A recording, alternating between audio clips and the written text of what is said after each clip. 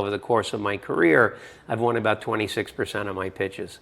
In this room, we've given 94 pitches. We've won 92 exclusive listings here, so I'm over a 97% win rate.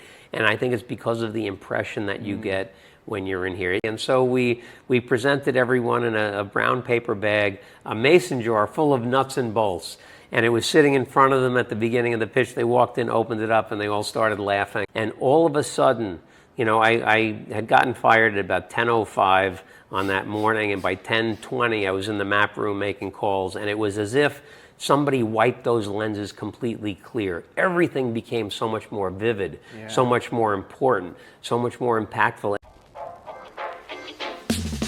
Hello and welcome to another episode of Pitchmasters with me, your host, Danny Fontaine. And today I've got a slightly different style of episode because I'm not in the home studio in the UK. I am in Manhattan, New York City. I'm here to interview the commercial real estate legend who is Bob Knakal. He's sold more properties than anyone in the history of the United States. And he's also got some amazing philosophies, stories, insights, and best of all, he's got the world famous Knakal Map Room, which is something that I've been dying to see and touch and even walk on. So all of that coming up in the episode, direct from number 135 West 36th Street, New York City.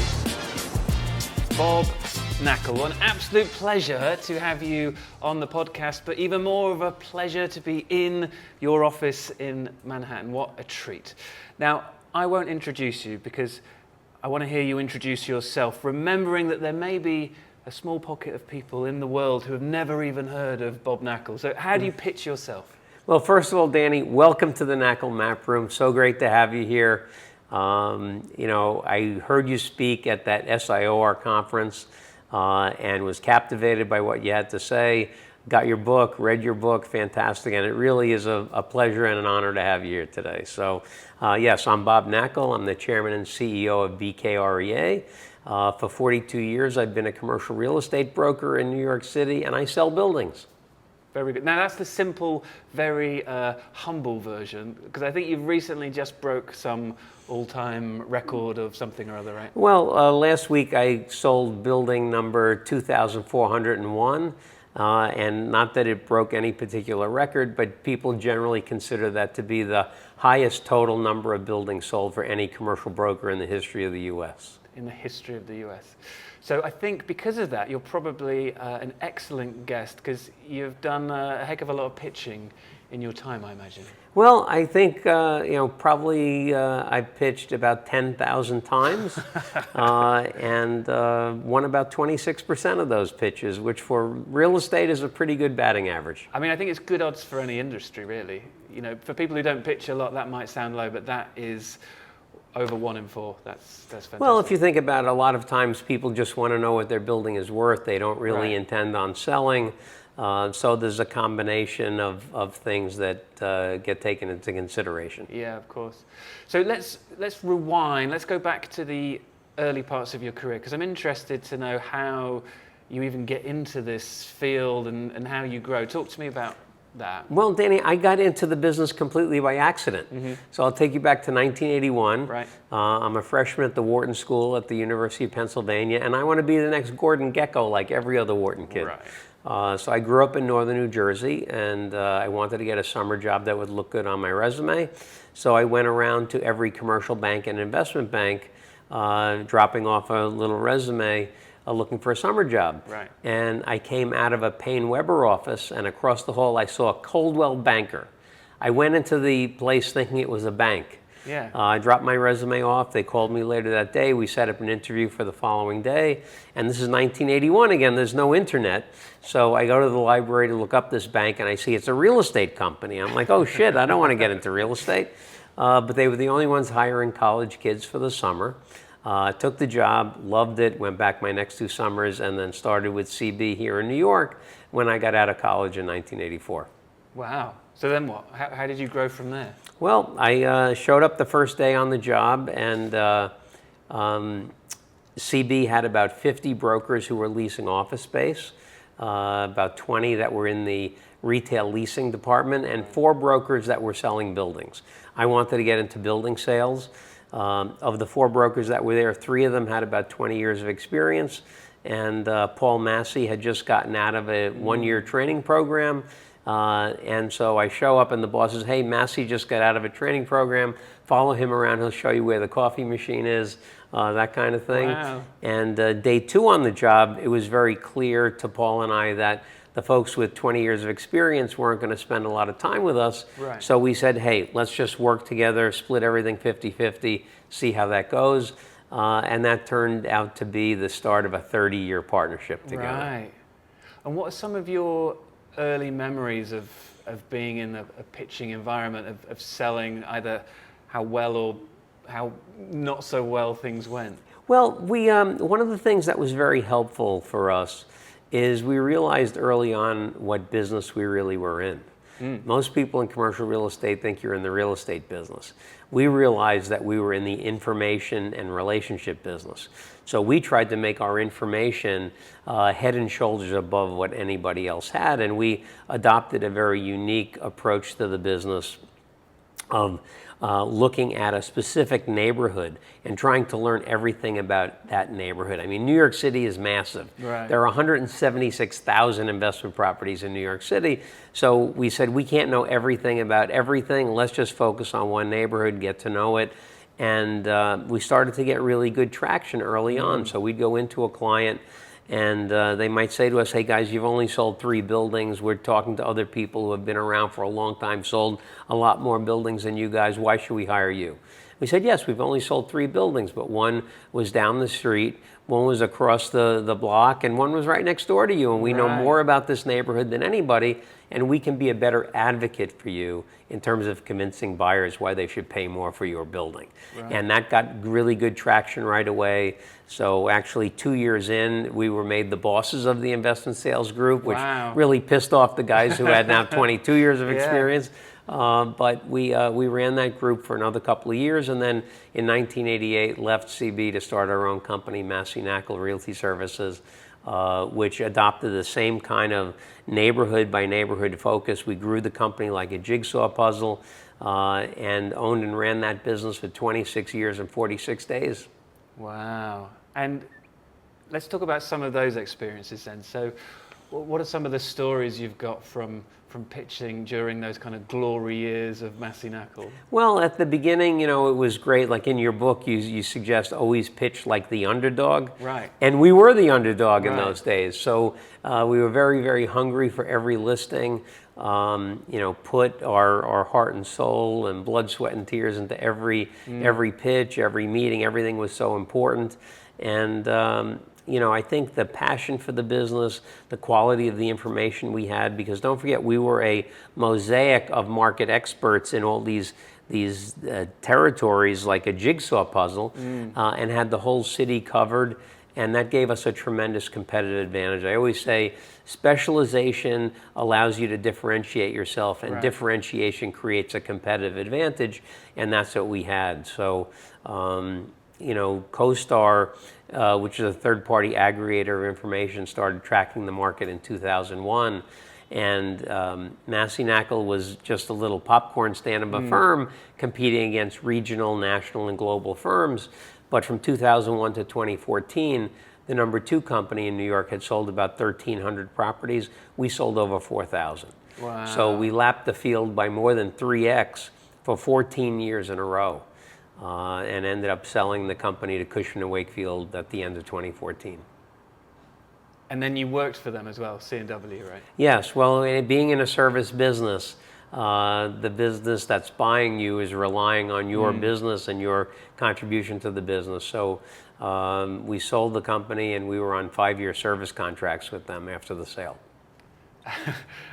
Tell me a bit more about what happened next, though. Okay. Well, we sold the company for $100 million, and we were on those 5-year contracts. And about a year after the transaction, the company brought over the team. We had the highest number of buildings sold. They brought over the team from Eastville that had the highest dollar volume of sales. And I don't blame them at all for that. If I was running Cushman & Wakefield, I would have done the same thing. But that move happened to be a breach of our agreements. So we shortened our agreements from 5 years to 3.5 years. We got a few more dollars. We got some more support. But that was something that we had to deal with, and it created a situation that wasn't ideal. Continue. Well, I ended up, as my contract was about to come to a close, things were changing. Paul had left the company. He was running for mayor of New York. And I was out talking to other companies. I had let the folks at Cushman know that I was out talking to other companies, but they weren't happy about that. And they ended up calling me one Friday just as my contract was about to expire and said, look, Bob, we'll give you $3 million to stay for 2 more years. We're going to go public, and we'd like you to be around, or you're fired. And I said, well, could I have the weekend to talk it over with my wife? Right. And they said, well, you could talk to anybody you want, but you got to let us know by 5 o'clock. Okay. And I didn't get back to them by 5 o'clock, and my phone started blowing up. And a friend of mine called me and said, hey, I just read you were fired. I said, you did? Where'd you read that? And he said, in The Real Deal. So I went online, I went to The Real Deal and found out that Cushman fired me by reading it in The Real Deal. Wow. How did that make you feel? Not really surprised, but Right. Nobody likes being fired. But it gave me a chance to continue speaking to other companies, and ended up going to JLL to run investment sales in New York over there. And I brought 53 people with me from Cushman, all of whom who had been with me at Massey Knakal previously. So we made that move in September of 2018. So just on the people move then, I mean, you must have created some fantastic culture or been such a role model for those people to follow you, all of those people. Well, we had a really great culture at Massey Knakal, and something that I still miss to this day. Right. And trying to recreate here at my new company, BKREA. But we think that one of the characteristics that's really important for folks in the commercial real estate business, because it is such a competitive environment, to show excellence within a competitive world. And so, we always looked to hire people who were team sports oriented, Right. or who were captain of the debating team, or editor of the school newspaper, or class president, or folks who demonstrated excellence in a competitive environment. But we also told our HR people, look, after you have interviewed somebody, even if they check all the boxes we're looking for, if you don't feel a connection with them, if you don't feel like, hey, I'd love to go have lunch with this person or go grab a beer with this person, you can't offer them a job. Yeah. And because of that, our culture was very, very cohesive. You felt like you were working with your friends, not with your work colleagues. And so when someone at our firm got married, there'd be 40 or 50 people from the company there. And we'd have 20 guys get a beach house in the Hamptons together for the summer, and 4 or 5 couples would go on vacation to the Caribbean together. And it was a really neat culture, and I think that's what kept everybody very unified. And Paul and I also ran the company with very much of a servant leadership management style. We always wanted the folks that worked with us to do better than we did. We made them believe in themselves. Right. We built their self-esteem. Told them that they could do better than their best. And so today, my proudest legacy, I'm very proud we 3X'd the competition for 13 years. I'm very proud that we sold the company for a lot of money. But my proudest legacy from the Massey Knakal days is that today there are 35 companies or divisions of companies in New York that are either owned by or run by people we taught the business to. Right. So you've got a team of apprentices all over the city, essentially. Well, more than apprentices at this point. From but a Star Wars good kind friend, of terminology. yeah, absolutely, Yeah. No, it's great, and as long as I'm not directly competing with them, I want to see them do well. Yeah. If I'm competing with them, I want to kick their butt. But it's a nice family, and whenever we see each other, it brings back a lot of great memories. It must make you smile sometimes getting beaten by one of them, though, does it? No. No, still very, very competitive. Right.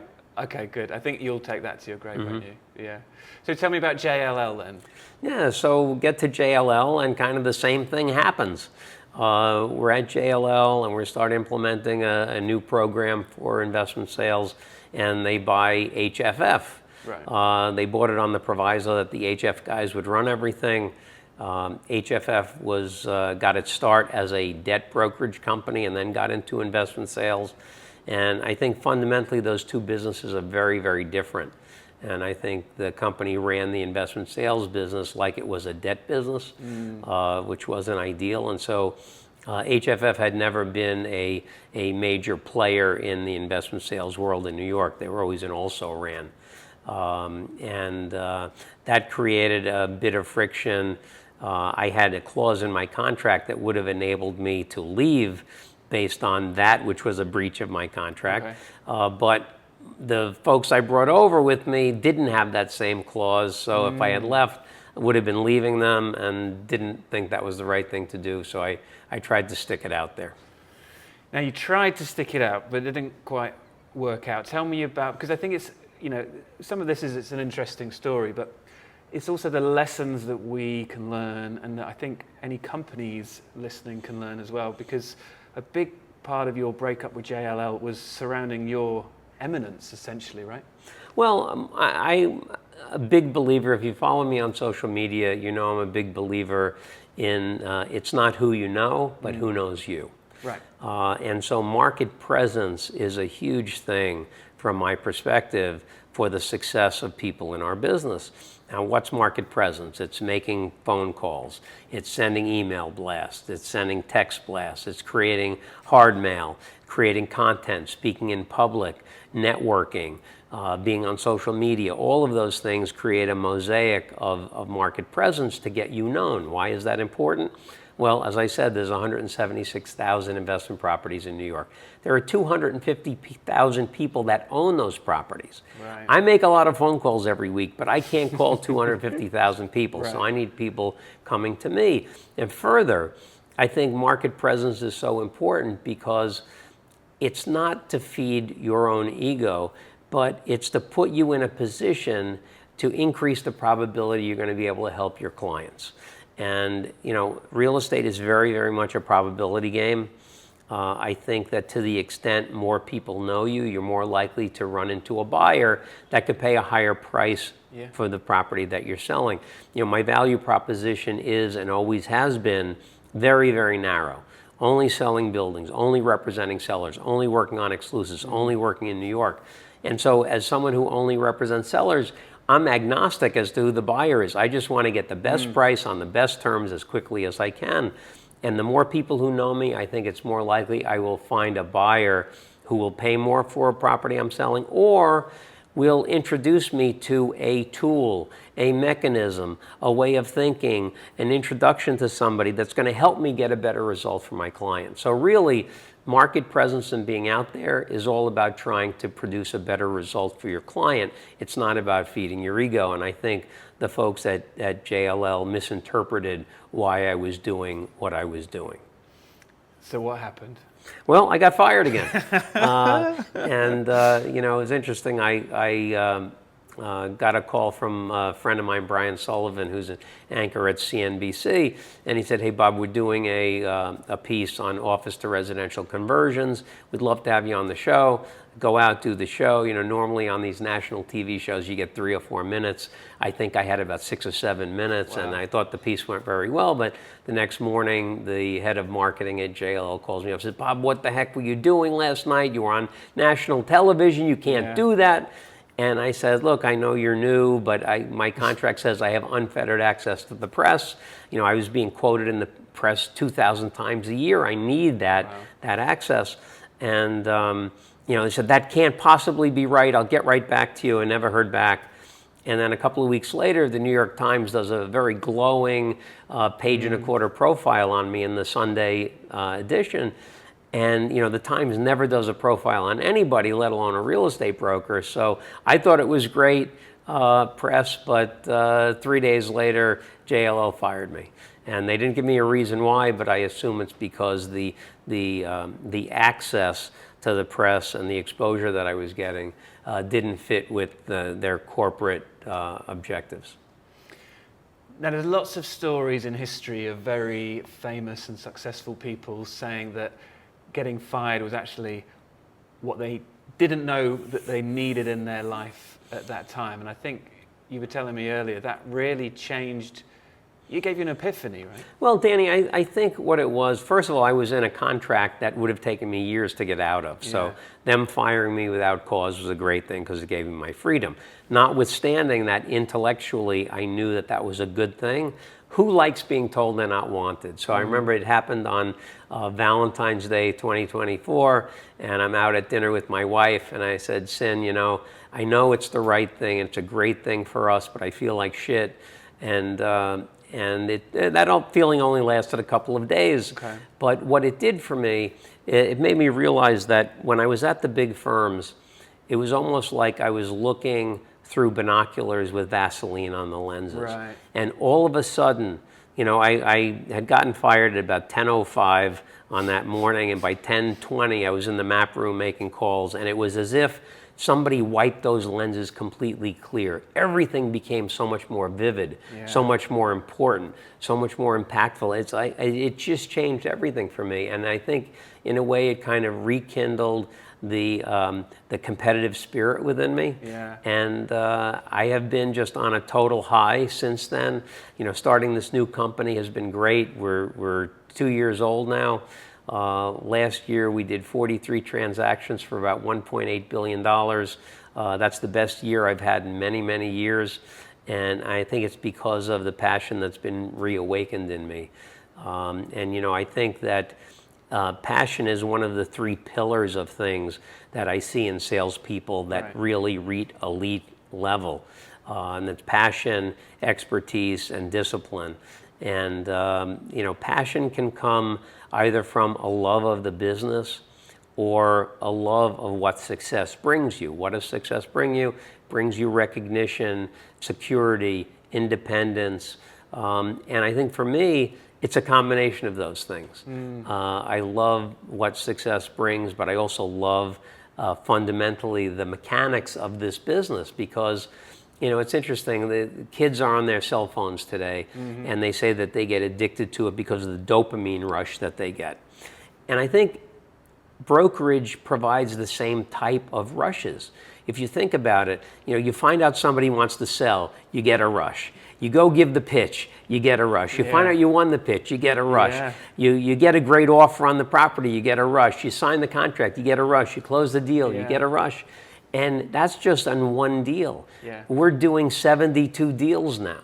So you're getting these rushes constantly, and I think I'm addicted to that winning. And so a combination of both the love of the nuts and bolts of the day-to-day of the business is something that drives me, but it's also the things that success brings.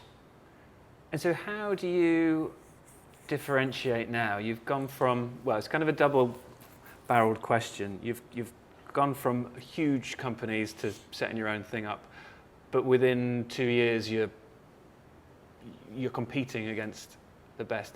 Do you think it's your personality or the legacy or the perception of you as a brand that's allowed you to do that, or have you able to find some genuine unique differentiation against those competitors? Well, I think it's a combination of things. I think certainly the track record helps, but I have looked very carefully at the way we're going about things, and I've actually inverted my operating system from the way I had operated before, and I'll explain it this way.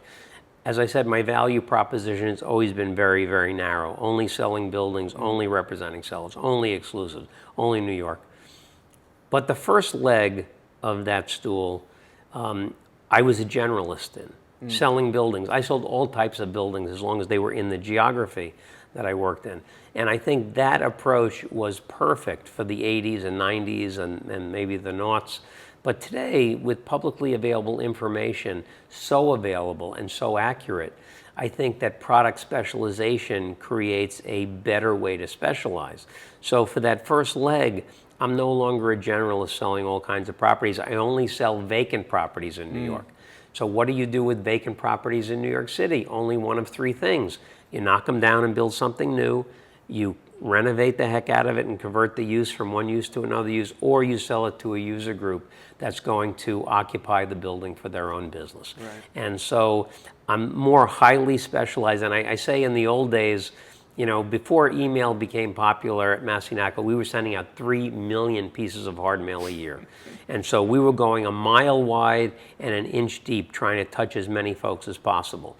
Now I'm much more selective about who I'm going after, and we've inverted that model of going a mile wide and an inch deep to going an inch wide and a mile deep with you know, very, very granular information, knowing every detail about that very specific niche of the market. So it's been very, very successful for us.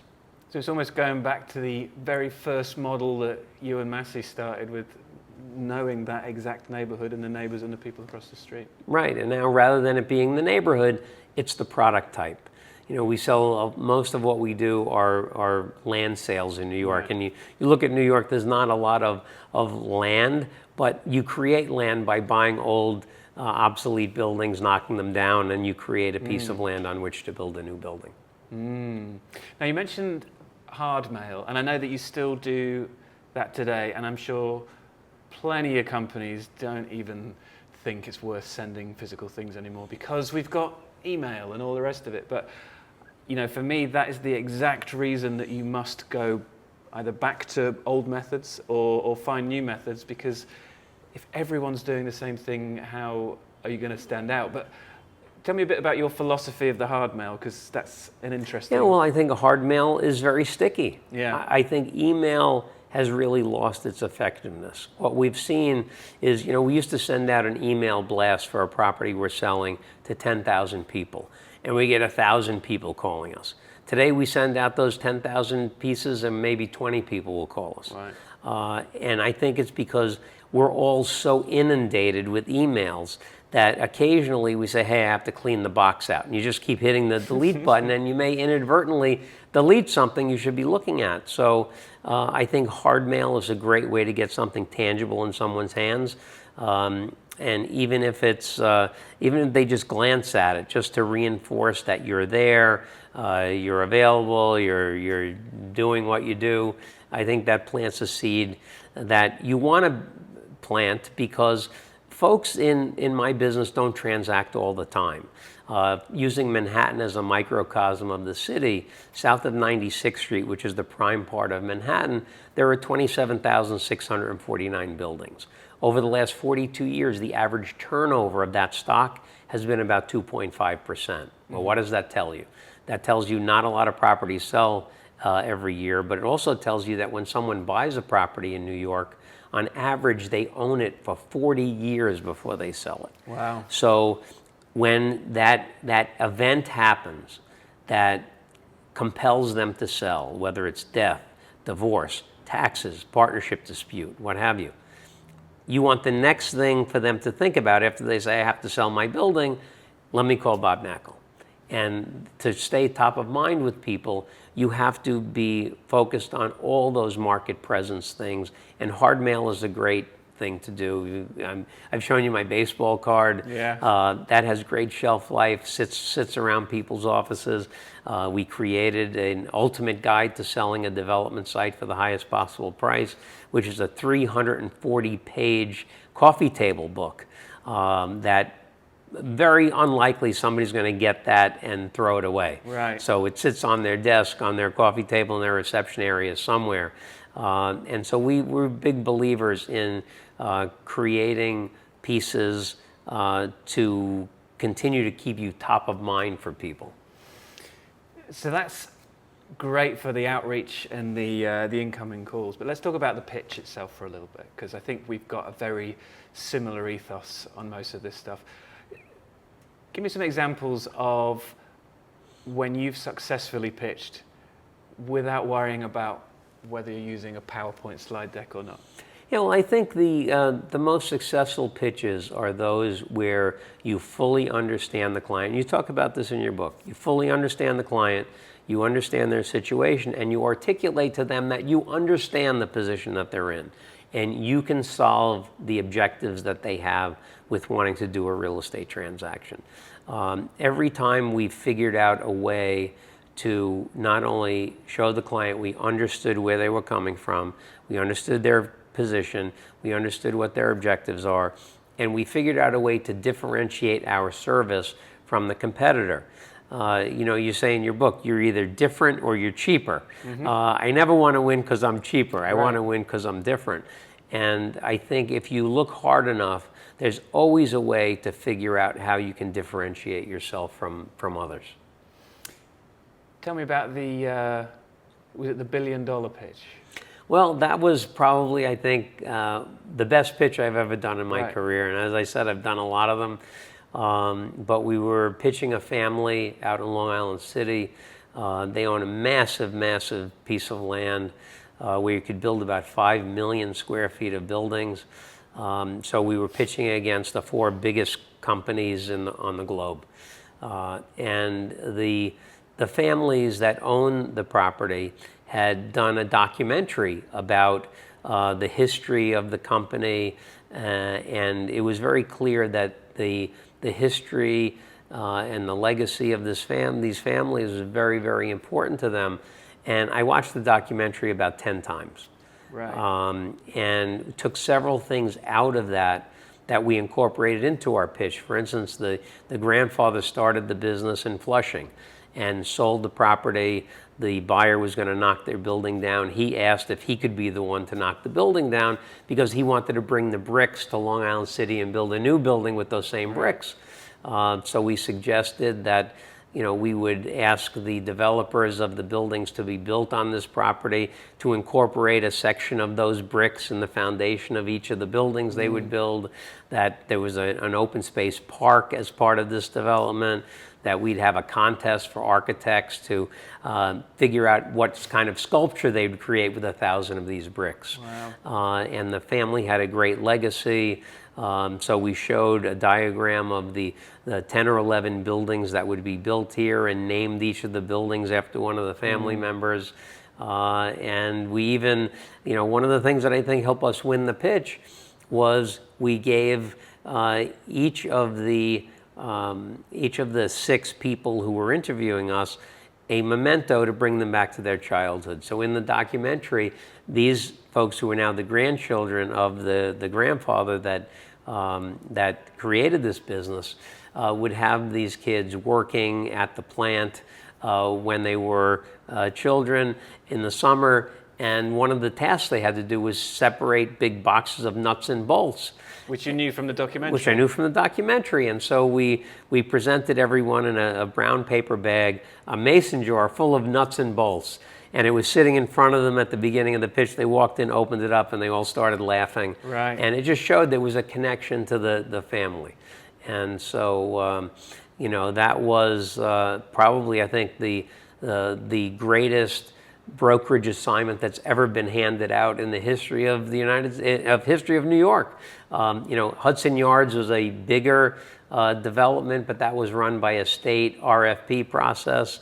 And I think when the Lenape Indians sold Manhattan Island for $14, they didn't have a broker representing them. So this was, I think, the best assignment ever handed out. And I got a call from one of the decision makers who said, "Hey, Bob, just want to let you know we interviewed the 5 companies and we were going to have a final round of bidding because we were going to assign a number to every one of the 5 groups, 1 through 5, 1 being the best, 5 being the worst. And we're going to take the 2 lowest scoring companies and have them come back for a final round. But you were number 1 on everybody's list, so we're not even having the final round." So that felt really great. That must be the best feeling, yeah. I mean, there's so much in there. There's storytelling, there's emotional connections, there is nostalgia for the kids as well. What I'm assuming none of the competitors did is even watch that documentary. So sometimes the answer's right there in front of us. But assuming that you're always trying to create that emotional connection, and assuming that most times you don't have a documentary to watch. What's your process in trying to create that every time? Man, well, it's asking probing questions, I think. We always try to meet the client before the pitch. It's always better if you have a little bit of familiarity with them. But just asking questions, things you wouldn't think. Of course, you ask about their building and how they came to own the building and how many other buildings they own. Tell me about your business. But where'd you grow up? What do you do when you're not working? We always say if you can find something that you have in common with someone, and I believe this is true of any two people, you put any two people in a room together and have them ask probing questions to each other, they'll probably find something they have in common. And it's really great if you actually both like something in common. If you like knitting, and I say, oh, Danny, I love knitting too. Yeah. You'll find out, if you really love knitting, you'll find out in 3 seconds that I'm bullshitting you, right? But if you say, hey, I like collecting stamps, and I love collecting stamps, that's something that we can bond over, and we can always have that, and we can strengthen our relationship based on that commonality. So we always try with a client to try to find a little bit about their background, try to figure out how you can make that connection on more than just a business basis. So you're obviously extremely successful. But the first thing that you said back in the 80s in your career was that what worked especially well is the fact that you were the underdog. And this is something, as you mentioned, that I'm talking about a lot. So how do you maintain that underdog mentality, and how important do you think that is when you're actually often the number one contender? I mean, I think you said that some of your competition now is quite a lot smaller than you in the niche that you're in. Right. Well, I think, I love that part of your book where you say always pitch as the underdog, and a lot of times we are. We're a small company. We have one office. We have 20 people. We're competing against companies with 10,000 people or 100,000 people that are global. And so again, it's looking at the ways that you can be different and whether it's being conflict-free. Or, I sell a lot of land. So if I'm going in and pitching against a big company, and this just happened a couple of weeks ago, the client said to us, well, really like you guys, very specialized, but, why should we go with you versus these big global companies that have so many more resources, things like that? And I said, well, and I could tell I wasn't really getting through to them talking about the real estate function. So I said, well, have you ever renovated your kitchen or your bathroom? And of course they're like, yes. Yeah. I said, okay. And the contractor said they'd be there 9 o'clock on Thursday, and 9 o'clock on Thursday comes and they're not there. And 11 o'clock on Thursday comes, they're not there. 3 o'clock, they're not there. 4 o'clock they call and say, oh, got tied up on another job, I'll be there tomorrow. They show up tomorrow, work for 2 hours, leave. Show up on Monday, work for 2 hours, leave. Don't show up on Tuesday. Show up on Wednesday for a couple of hours. And before you know it, this job is taking so long. I said, you've hired a part-timer. And I said, in the same way, look at what we do. 95% of the jobs I'm doing today are selling land. I'm doing it full-time, 12 hours a day, every day until the job's completed. I'm going to work for you. Look at these big companies. Maybe 5% of what they're doing is land, or 15% of what they're doing is land. You want to hire somebody that's going to work 2 hours a day for you? Why would you do that? And of course, we got hired for that job. Yeah. So it's a question of looking at how to compete, and always, I still picture us as the underdog all the time. Yeah. And that was a great lesson that was reinforced in your book. Now, I love hearing the stories, especially the pitching story. There was another one you told me about a car park. Mm-hmm. And you won that in an interesting way as well. Not always about emotional connection and storytelling. Sometimes it's just getting people to see things in a way that they've not even considered before. Right. Well, this was a big parking lot over in Hudson Yards on which you could build a 2 million square foot office building. And this was back in the Massey Knakal days. I think it was 2011 or 2012. And we had worked for the owner before, so they were familiar with us. And so they said, Bob, look, I've got to tell you, we're interviewing all the big companies. This is going to be a 2 million square foot office building. And, love to hear what you have to say. So I thought about it and I said, okay, how are we going to compete? How are we going to win this assignment? And it occurred to me, these big companies pitch the fact that they offer all these different services. They offer financing, equity raising, office leasing, property management. And I got to thinking, okay, well, this is about a $200 million property. And okay, so I had my strategy set. So I go in, we do the pitch, and I say to the owners, I want you to realize something. You're meeting with all the big companies. All I do is sell properties. I have no conflict of interest, and I'm completely agnostic as to who buys your property. I just want to get you the highest price on the best terms as quickly as possible. Do you know what the office leasing commissions are going to be on the leasing this 2 million square foot building? They said no. And I said, well, the sale commission is a $200 million property. It's going to be about $2 million. You know what the office leasing commissions are? $50 million. You know what the financing commissions are? About $3 million. You know what the equity raising commissions are? About $5 million. You know what the property management on a building this size is going to be every year? I said, do you think your broker is going to care about getting you the last few $1 million on the sale price, or selling to a developer that's going to hire them to do all these other services? $2 million sale commission, that's nothing compared to $60 or $65 million in potential revenue from this assignment. And they said, we never thought about that. And of course, we got that assignment. We ended up selling the property for $238 million, made a $2.38 million commission. And again, it was figuring out where the vulnerability of your competition was. And I think that single thought was what put us over the top getting that assignment. I think a lot of this comes naturally to you, maybe through years of experience, or maybe it's just always come naturally. But what advice would you give people listening, whether or not they're in the real estate business or not, to start to do some of these things naturally? What are the key things people should be thinking about? Well, I think just realize that every situation is different. Right. Every person's different. Every situation's different. If you go in with the same pitch all the time, and this has become really acute for me today because, as I said, there are now 35 companies in the market that are owned by or run by people I taught the business to. So 35 companies are giving the same exact pitch. Yeah. So I have to figure, how am I going to be different? I'm revamping my whole pitch based on your book.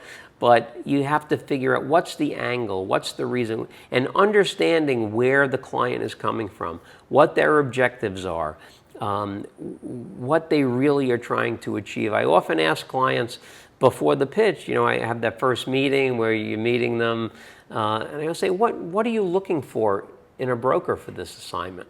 And sometimes they're very opaque and don't give you anything, but sometimes they kind of spill the beans about what their real, the most important objective they have is. And so that will help you tailor your pitch to satisfy that need. Now, one of the things that no one else has got is this map table, which obviously is a big part of your story. So let's get into it. Tell me about the genesis and evolution and what this thing even is. Well, Danny, I have to tell you, the map is probably the greatest thing I've ever done in my career. Right. And it all started from a frustration that I had.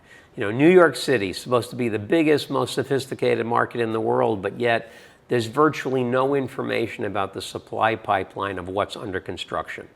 And if I'm trying to do an analysis of figuring out what a piece of land is worth, I need to take into consideration what is being built around me so I know what my to-be-built building is going to be competing with when it's completed. There are many different types of properties, and the only data set that is somewhat robust is the condo supply. Every residential company produces a report on what the condo supply is. But good company A says there's 6,000 units in the pipeline. And good company B says there's 9,000 units in the pipeline. So this always drove me crazy. Yeah. But then it occurred to me, well, it depends. When do you start counting? When do you stop counting? So I said, look, if I'm standing in front of a construction site and I see a crane lifting a big bucket of concrete up to the top, it's under construction. And if that's not going on, it's not under construction. So I'm going to go out and count the buildings. But who the heck has time to do that, right? So I'll take you to March 12th, 2020. The folks at JLL say to us, hey, there's a pandemic coming. We want you to go home for 2 weeks, and then you come back after that, everything will be okay. 2 weeks. So go home, watching TV with my wife, and my doctor calls and says, hey, Bob, just want to let you know there's a rumor going around that they're going to shut all the bridges and tunnels down and quarantine Manhattan Island. Get out of town right away. So within an hour, I have my wife and my daughter in the car. We're going up to our country house in Connecticut. And 2 weeks later, it was very clear we were not going to be back in the office. So I get in the car and I come down to the city. I have to get stuff that we left because we had left in such a rush.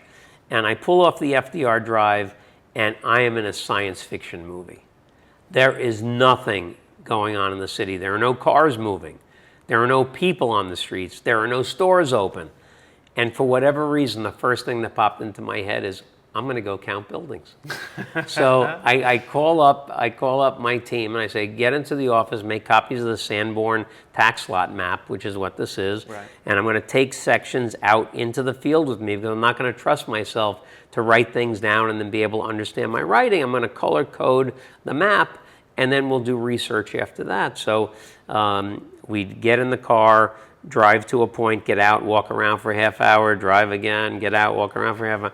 And before I knew it, I had all these sections of map. I had spent over 4 months, 220 hours in the field. I walked every single block of Manhattan south of 96th Street and color-coded the map with identifying every building that had been demolished, every building that was under construction, every property that was built to less than 25% of its maximum density, potential assemblage sites. We followed up that field work with thousands of hours of research, and have then, since we did that field work, we've tracked every demolition permit, foundation permit, building permit the city's issued. We have that development pipeline that didn't exist anywhere before, nailed down to the square inch, and we've disaggregated into rental apartments, condos, hotels, office buildings, a miscellaneous bucket for schools and hospitals and things like that. And so we have that nailed down. And I started taping pieces of the map together to see what was going on in neighborhoods. Before I knew it, I had this 24-foot long, 10-foot wide map. And it's just been unbelievable in terms of demonstrating the capability that we have and the information that we have. In addition to the supply pipeline, we've also completed what we call the Knakal Land Index, which is a study of all 2,489 development sites that have sold south of 96th Street in Manhattan going back to 1984. We've applied AI models to those fluctuations in value, and we've compared the fluctuations in land value to a host of macroeconomic factors: interest rates, lending rates, inflation, S&P 500, Dow Jones Industrial Average, price of gold, price of oil, consumer sentiment. And it spit out some really great quality information. And we can tell you if you have a corner site versus a mid-block site, you're going to get a 16.6% premium in pricing, and 100 other of those insights that came out of this tremendous research we did. So, real estate being an information business, our information is really second to none. So listening to all of that, you might think that the most important part of this is the data, but you still refuse to just digitize this thing, right? You still have the paper and the marker pens and the post-its, which we'll have a look at in a minute. What's so important about the physicality of it? Well, I think it's the impression that walking into this room has. People have asked me to digitize this ever since we did it, and I said, looking at this on a computer screen will pale in comparison to being here and almost getting sensory overload. Yeah. You walk into this room and say, wow, these guys know more about this sector of the business than anybody. And it's hard to dispute it. I mean, everything is right here. And so it's something that I think, in a way, when we have all the information is in the computer, it's in our AI models, it all exists, but the impression that this has on folks is something I don't want to ever lose. Yeah. And do you always try and make sure that your potential clients come here? Always. I even have told a couple of people, look, I really need to come into the room. Right. The efficacy of pitching business here is incredible. I mentioned over the course of my career, I've won about 26% of my pitches. In this room, we've given 94 pitches. We've won 92 exclusive listings here, so over a 97% win rate. And I think it's because of the impression that you get when you're in here. It says a lot of things. It says how much we care about what we do, how into it we are, how passionate we are about this business, the quality of the information we have. You cannot ask a question about the development market in Manhattan that we can't answer, that you probably could answer yourself if you looked at the map closely enough. Yeah. I mean, the table is amazing. Can we go and have a look at it? Absolutely. Let's go. Amazing. Let me show you what's going on here. Please. So the interesting thing about the map is that all of these Post-its all are for something different. So the red Post-its are 2023 sales. The light blue are 2024. The pink are 2025. The green Post-its are things that are on the market. Blue Post-its on top of the map are deals that are under contract. The blue Post-its underneath the plexiglass are the 57 office buildings that are either under construction or planned for the city. And this box represents the area in which the Midtown South rezoning has happened. And you can see there's a lot of Post-its here. There's been a lot of activity in this area because the densities have been increased very significantly, almost double what they are. So, everything kind of tells a story, and it's all color-coded. If you notice, the lines, like the Upper East Side has green lines, Upper West Side is yellow. In Midtown, the lines are supposed to be purple, although they're very faded. And then we have blue, orange, and pink. And then all of these quadrants, if you see, like here's a blue outline, and this is blue 13, there will be a blue board that corresponds to this section. So we'll know if we want to look, there's a property here we want to find out about, we'll go to map blue 12. And there's also a 3-ring binder that has information. In fact, this is like as old school as it gets. I mean, this is the same thing we were doing back in the 80s, but like this is orange 4. So you look at orange 4 is right there. So this book will have in it information on every property that's highlighted in orange 4 in this box. Everything will be in this book. Wow. And that's how we make our calls. We update information. And although we use AI very, very significantly, the fact is that we still do a lot of stuff in an analog way. Because, I mean, at least for me, I relate to it. And one of the interesting things, like people come into the map room and say, hey, BK, this is the coolest thing, this new thing you're doing. But the fact is, I've been doing this forever. And here's proof. That's a picture of me from 1991, and you can see all the maps behind me. And no gray hair in that picture, but these maps have been a central part of what we do all the time. And so, for me, these maps are better than photographs. Yeah. They speak to me that way because they tell you so much. They originally were created to help the fire department understand where elevator shafts are, how buildings are set back, what the neighbors look like. But they delineate every single tax parcel, so you know what the boundaries of the property are, you know what's next to it, what's going on. And now with the color coding we've done, you see what's happening from a development point of view. You know where buildings are going to spring up based on what's going on.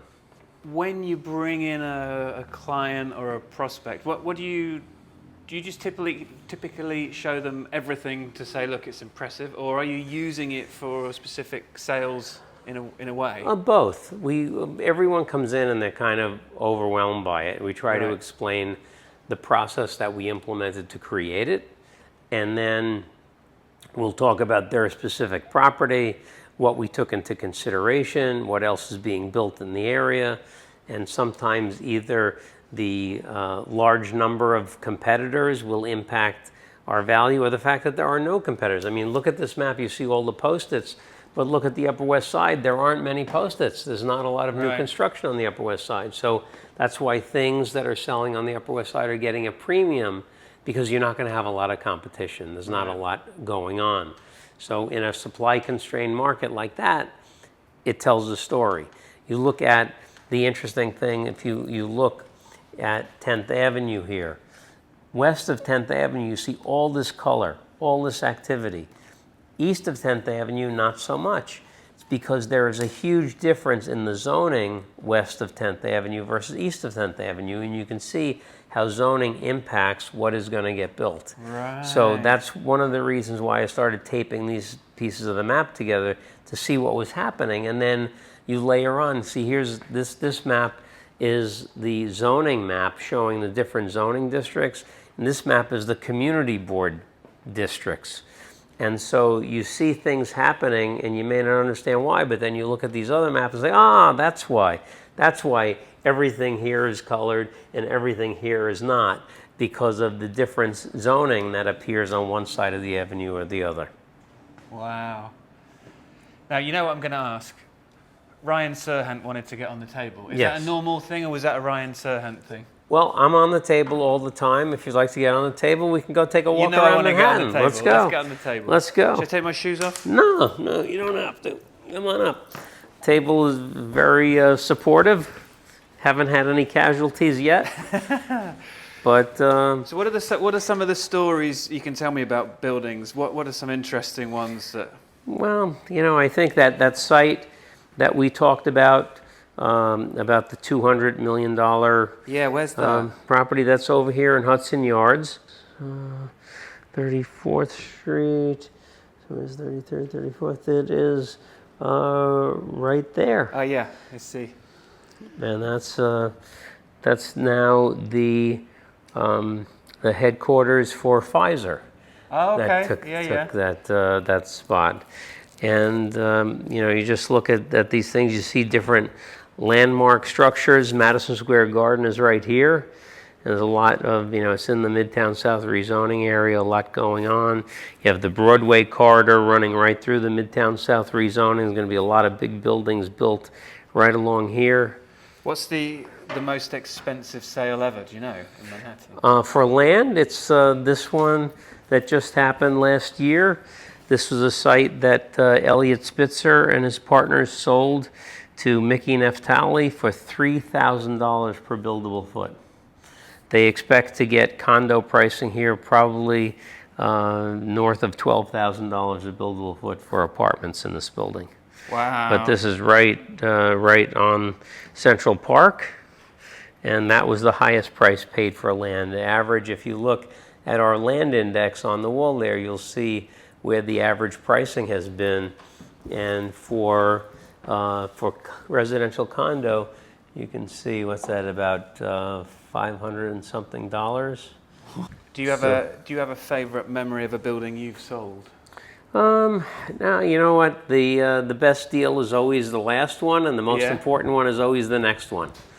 But they're all great. They're all great. See, so now, Danny, you can say you flew over Manhattan. Literally, I walked over Manhattan. I feel like the Michelin Man. What's next for the map? I think we just keep going. Yeah. We're going to continue on this approach of going an inch wide and a mile deep and providing just incredible service, incredible insights. Everything we do is to try to help our clients make a more informed decision. The more information you have, the smarter you are about a topic. The smarter you are about a topic, the more informed you are, the better decision you can make. And sometimes the difference between a good decision and a bad decision can be worth millions and millions of dollars, or tens of millions of dollars in some cases. So it's all about getting the optimal results for the client. If I may, I think you could increase the experience even more with the map. I think I definitely want to do. We've talked about that. A little bit about it. And, we may have some dry ice blowing some smoke around or whatever it is. I want the music, I want the lighting, I want the smells, I want the cocktail. I think it could be even more special, dare I say. But Bob, this has been amazing. You are inspirational, and I hope you realize that everything you talk about is directly applicable to all industries, in my opinion, and even beyond business. It is the psychology of persuasion of another human being, regardless of what that is, buying a $200 million building or choosing Chinese takeaway over pizza. But just to finish off, who are your big heroes? Who have you learned this stuff from, do you think? Well, one of my mentors is Steve Siegel. Okay. Who's a titan of real estate here in New York. He's the chairman of global brokerage at CBRE, good friend. And he taught me a lesson that will tag on to how I'm going to answer this. He said, be a voracious reader. Read everything you can, learn as much as you can. And I've always tried to do that. I think a lot of the lessons I've learned have come from books. One of the reasons why I enjoyed your book so much, Danny. And I think the thing that always sticks with me is no matter how well you're doing, you can always do better. We always tell people, do better than your best. And I think if you are constantly curious and you're constantly looking for a better way to do something, a different way to do something, think outside the box, I think there's always another level you can get to. And although I've been doing this 42 years, I plan on doing this another 20 or 30 years if I 42. If I maintain my health and my marbles. But I think there's always a way to do better, and I'm always looking for that edge, that way to do better. And is there a book that you always recommend everyone should read? Well, several books. If you go to bobknakal.com, I have a suggested reading list. I love Jim Collins' Good to Great. Me too. I love the Ben Hardy and Dan Sullivan series, which are fantastic. Keith Ferrazzi's Never Eat Alone. I had one of my Wharton professors, Richard Schell, wrote a great book called The Art of Woo. Harvard professor Bill Urey wrote a great book called The Power of a Positive No. The Persuasion, Bob Cialdini, who's the head of the psych department at University of Arizona, is probably the leading authority on persuasion in the U.S. Has written some great books on persuasion, so there's a ton of them out there. And I actually think there should be a whole college curriculum about likability, persuasion, salesmanship, because in most businesses you're dealing with people. So in some way we're all salespeople. Completely. I think knowing those skills, how to be likable, right? Like our HR people, we told them, look, if you interview somebody, you don't like them, don't offer them a job. Right. Regardless, they could have been, a 4.0 student at Harvard. And we actually did hire the valedictorian from Harvard one year, and he flamed out in about 9 months. Right. But you have to be likable and personable, and if you make that impression on people and they like you, clients are going to like you, and clients are going to want to be around you. So that's something I think is very, very important. Yeah. If people want to hear more about you, learn more from you, where can they find you? Yeah, well, I'm available on all the major social media platforms. You can also email me at bk@bkrea.com. or call me on my cell, 917-509-9501. I will take your call. Always reachable and always happy to talk to folks. I love it. You are definitely the first guest who's ever given out their cell phone number. Absolutely love that. All right, I always ask my guests this. You've given me so much food for thought anyway, but what are your final thoughts, maybe for people just starting out in their careers, whether it's real estate or not? But no, I think specialization is so important. I think, again, specialization allows you to differentiate. Differentiation creates a competitive advantage. That's what we're all looking to. And try to find something that you really love. I think that, we always used to joke around at Massey Knakal that to be successful in real estate, you only have to work half a day. We don't care what 12 hours a day you work, but you have to work 12 hours a day. And it's impossible to work that hard at something that you don't really enjoy.